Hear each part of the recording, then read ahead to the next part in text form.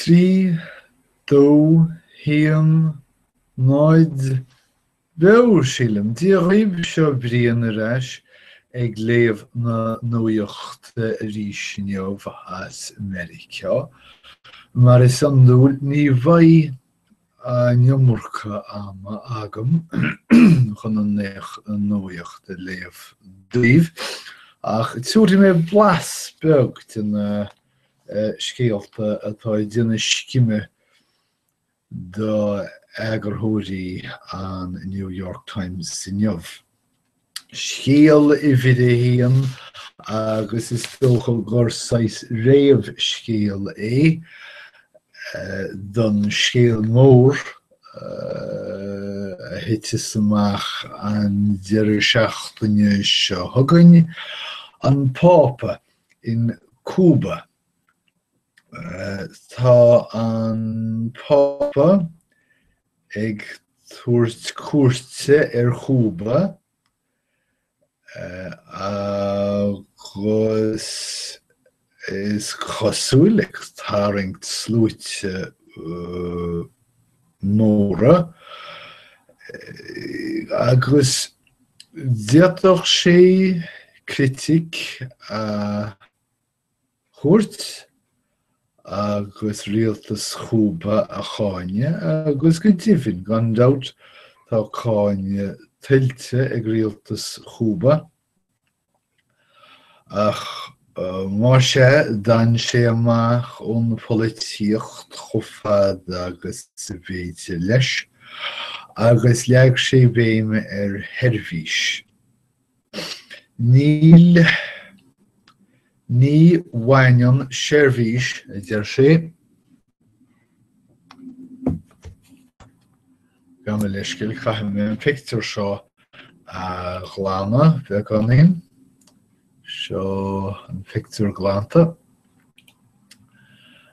agus chaithim mé rud bheag a lorg an seo I dté eolaíocht. Ní rud I dté eolaíoch é seirbhís a deir sé ní freastalíonn muid smaointe, freastalíonn muid dhaoine. Mas aistriú chun maith é sin an méid atá gceiste aige.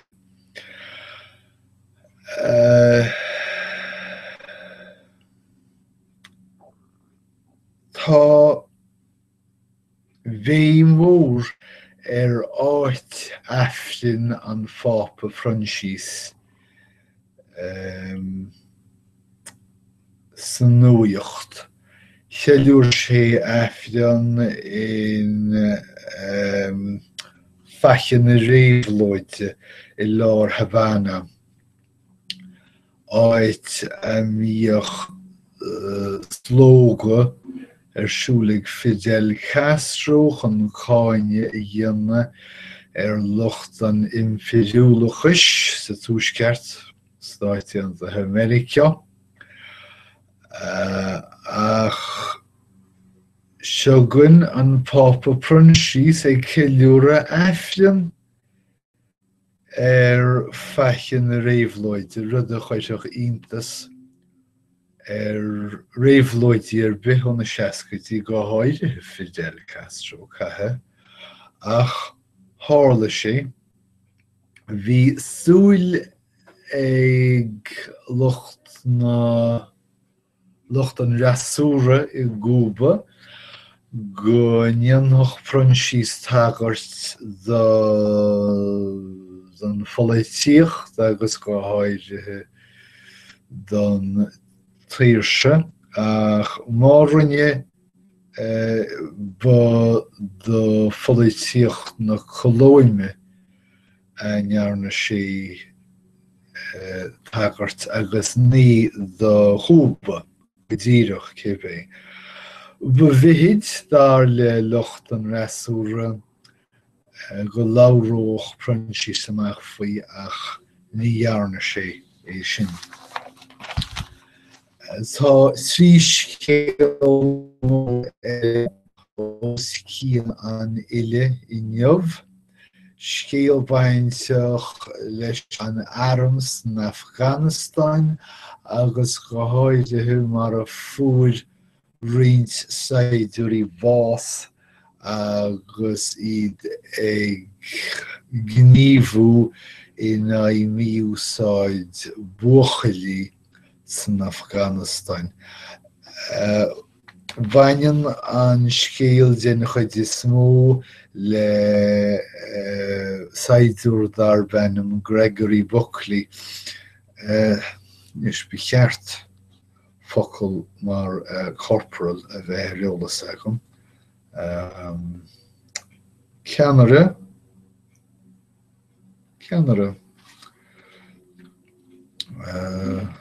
agus cha mé bheanú lens mátá sé an lansaí ní hééis sin an focail atá weim.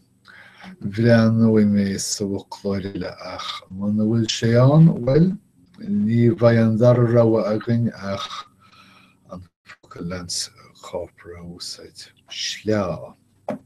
Céir is lens corpora chibé an créatúr seo Gregory Buckley bhí míúsáid na móchalaí in san bhearc in rá sé ag dtíanna scime mhóir ró, dtíanna búrtha mhór dó, agus is chosúil nach rá sin an chur sús leis níos mó gur gnearna sé íireacht a láidir a chur isteach scéal agus gur Meiriceá. Is chosúil gur feib rábach is míúsáid buachalaí san Afghanistan. Tá téirme an dó fiú, baitse bhasaí buachal imirt nó rud a chéine, buachal súgra is dócha. Ní rud maithe sin ach ní lisigh na saidúirí Meiriceánach cén cearta tá acob stop a chur leis. Is chosúil gur chuid de chultúir na Afganistane a char nó bhainneann sé seo le sclábhaíocht agus míúsáid gnéasach céir is féidir igen dechar a hús. Tá síl polítíochta na Blachtánacht ag athrú go fóil sa réis na díospóireachta dí chéadaoin seo caite. Bhí fear gurm dar bennam ben tannim dearmatí agam. Bhí sé sin sa darathait sa réis Donald Trump ach tréis na díospóireachta seo tá bhean dar bheanam Carly Fiorina tréis an darathait a ghlacha i ní Donald Trump. Níl mór an chaint Jeb Bush an teachtain seo, ní léir go raibh go maith leis sa díospóireacht.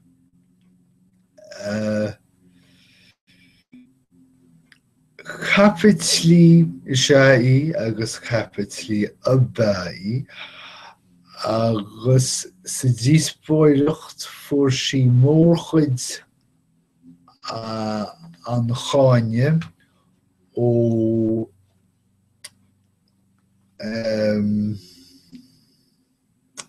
dhaoine a thugamach de margheall chomh donna agus a bhí sí mar phríomhaimneach Hewlett Packard.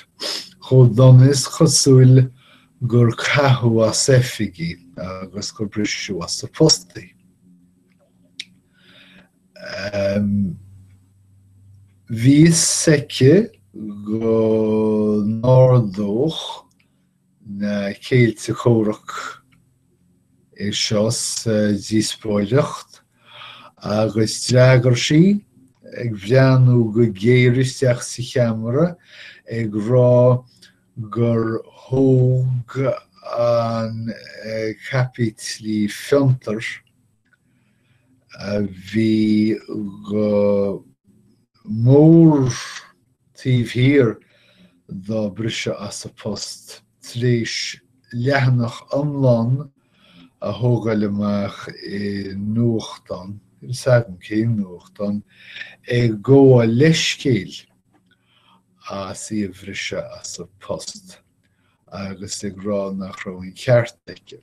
An rud nachnéir sí faoin scéal seo ná gur bise nó an chuiste gníomhíochta tá tíomhthíreide a díoch as an leathnach sin. Sa chuoinar inis sin scéal ba chosúil gur bé an capítlí seo cheanna an leathnach sa nuachtáin ach níor bhabhlaí an éachair bise a cheannaí an leathnach. An fímíneachas is seo, híne sé an litir deach rá mar sin, ach cibé tá Carlaí Fiorina ag géirí a bhíniú a thabhairt a thom mar phríomhaimneach agus rudaí cinnte dhéanamh faoin stáis gnó atá aice go háirithe chun neamhghangan is a bhí an tá mé ghirre sealbhaíocht is dócha chun neamhghangan is a bhí a sealbhsa an bríomhaimneacht sin. Ceathrú scéal an nuachtáin bhaininn sé leis na tefií. Deir na Stáit Aontaithe go dtógfaí siad 100,000 tefachisteach sa bhliain 2017 sin ardú am an iscéal suntasach ón 70,000 atá siad ag tógáil isteach in aithne bliana faoi láthair. Agus tá scéal amháin eile sa New York Times in Neamh, sin scéal áitiúil, bhíonn scéal áitiúil amháin ar a laghad ar chlúdach a New York Times a gcónaí, agus bhainneann sé seo le póilíniú. Tá Pólínacht nuacht, seirbhís pólínacht nuacht, sa éis blianta fada a chaithfh ag feidhmiú policy láidir lárnatha ó thaobh smachtú ar pólíní, ach an bhliain seo amach deir an commissionéir pólíneachta William Bratton go bhfuil cead ag ceannairí